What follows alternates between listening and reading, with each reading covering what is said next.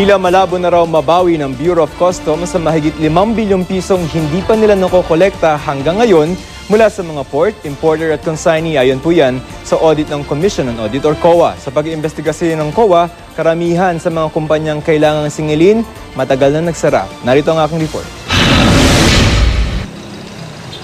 Lampas 5 bilyong piso ang umano'y hindi makolekta ng Bureau of Customs. Ito ang isa sa mga laman ng audit findings ng Commission on Audit sa Customs para sa taong 2012 na kapopost lamang sa website. Hanggang noong December 2012, tinatayang 4.6 billion pesos na due and demandable bond ang hindi pa nakokolekta ng customs sa 3 ports sa bansa.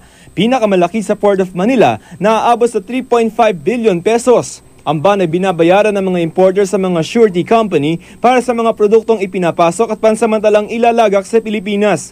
Bukod pa ang mga ito sa unpaid accounts o utang pa ng mga importers at consignees na aabot sa halos kalahating bilyong piso. Ang problema, batay sa investigasyon ng COA, karamihan sa mga surety company na dapat ay magbayad ng bond, nagsara na. Ang ilan sa mga ito noong 1981 pa nagsara. Kaya malabo na raw na makakolekta pa ang mga ito, sabi ni COA Commissioner Grace Pulido-Tan. Singilin nyo. Pero up to this day, wala pa akong report na sinisingil nga.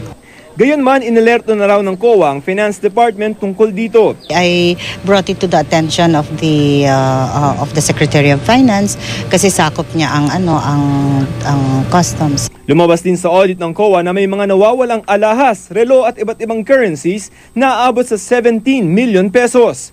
Ang ilang mga alahas napalitan daw ng peke.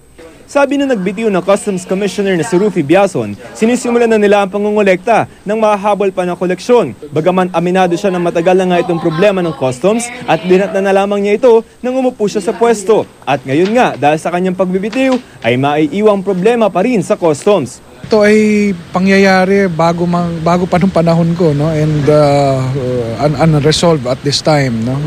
So continuing din yan na iintindihin ng bureau.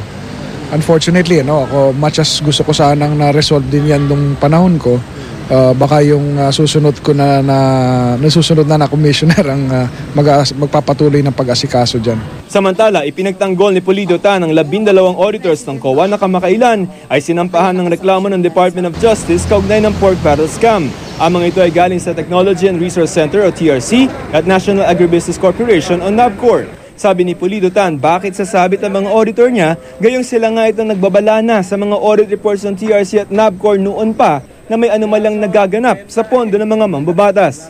If meron namang basehan yung sinasabi nila, I will not hesitate to call the attention of the DOJ.